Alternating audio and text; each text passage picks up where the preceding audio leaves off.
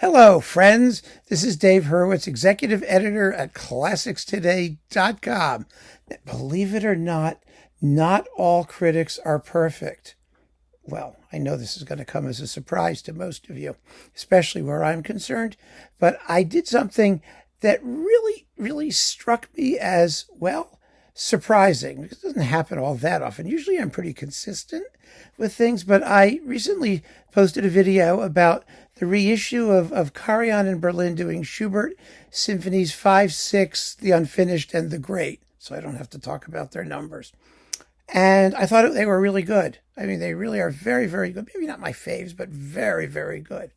Well, somebody perspicaciously pointed out that in my repertoire video of Schubert symphony cycles, I dismissed the Karajan cycle as dull and uninteresting, with only one decent moment, which I actually still think is a very decent moment, in the Great C Major Symphony. And having my own words thrown back in my face like that is always sort of like disconcerting, because I said to myself, did I really get it that wrong? And the answer is yes and no. The simple answer is yes. I should have listened more carefully and perhaps given those performances more consideration. The more complicated answer, and that's the one I want to talk about a little bit, not as an apologia, but just as an interesting, point of discussion of how our parameters may change depending on the circumstances in which we're listening, because context is everything. In the repertoire video, I was talking about complete symphony cycles, and I had, you've watched the video, a big wad of Schubert symphony cycles, and I was going through all of them, sampling and comparing them basically in real time. And, I think real-time comparisons are awfully important. You should, or ordinarily, at least I believe I should ordinarily, hear things fresh so that my impressions are fresh and I can give a vivid and valid description of how they sound. However, in this particular case, Karajan has a very particular sonority, as we all know. One of the things I liked about this set of 5, 6, and the last two is that he allows more of Schubert's sonority to peep through and less of his own incredibly thick, gluey, stringy things. That sonority, I believe, is a little bit more detrimental and more in evidence in the first 4 symphonies, which were part of what I was listening to when I was doing the repertoire video.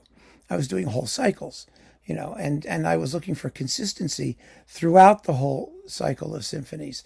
And they're very different, of course. The last 2 are really in a totally different style than the first 6.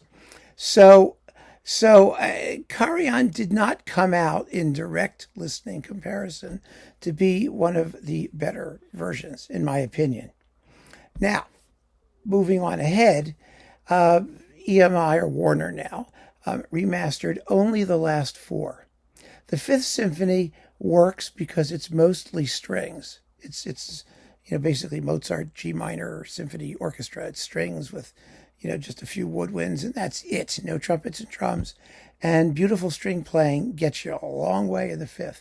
The 6th, well, Karajan's performance is perky, and not, and it also sort of foreshadows the great C major symphony to come.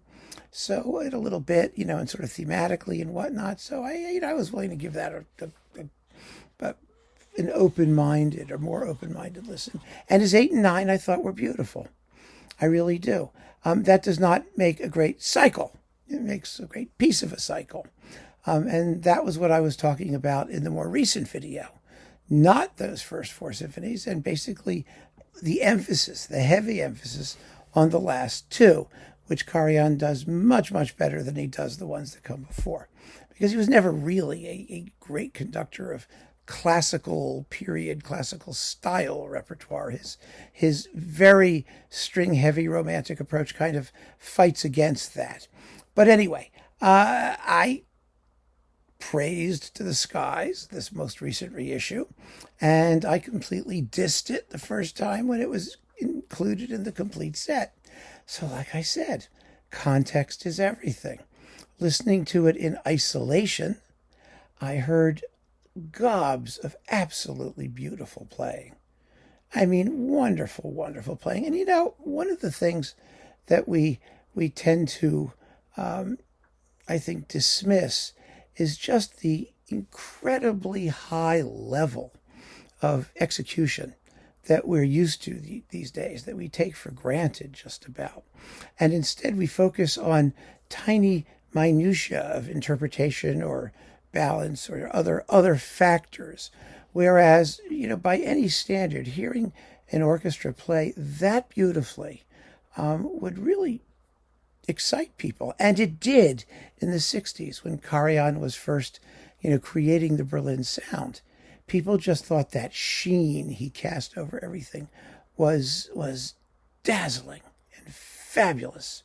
And others, not so much. Others had other aesthetic priorities and preferences. And the same thing happened. I remember George Sell talking about first hearing Toscanini and the New York Philharmonic on their first tour of Europe, which was around, the late 1920s or early 1930s. And when they did that Beethoven Seventh, that legendary Beethoven Seventh. And Sell said we'd never heard an orchestra play like that. It just raised the bar for what great orchestral playing was. Now, was every performance that Toscanini gave with New York fabulous? Probably not. But they were at a level. And that's what Karajan brought to the picture. I mean, he was a conductor in the Toscanini mold, not the Germanic Furtwängler mold.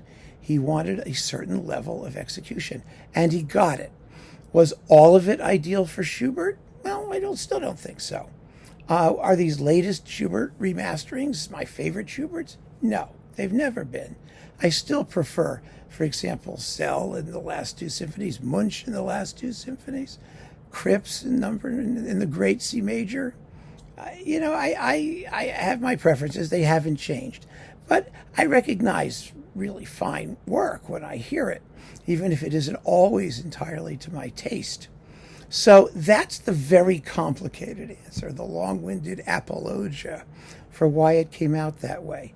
But the bottom line is that when I first reviewed those discs in the repertoire video, I should have just come out and said that the last few symphonies are beautifully done, the first four less so. That would have been better. And I didn't, and it's my bad, and I apologize for that, because I want to be clear that, opinions do change. My opinions change, everybody's opinions change.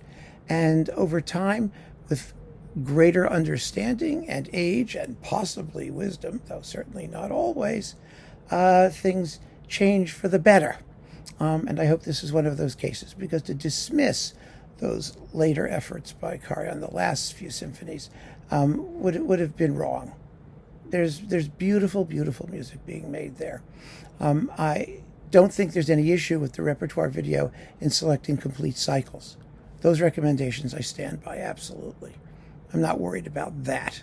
But I do want to correct that injustice and tell you all about it. And I want to thank the person who brought up the fact that I was contradicting myself in those two videos. So keep on listening, friends. Thanks for joining me. Take care.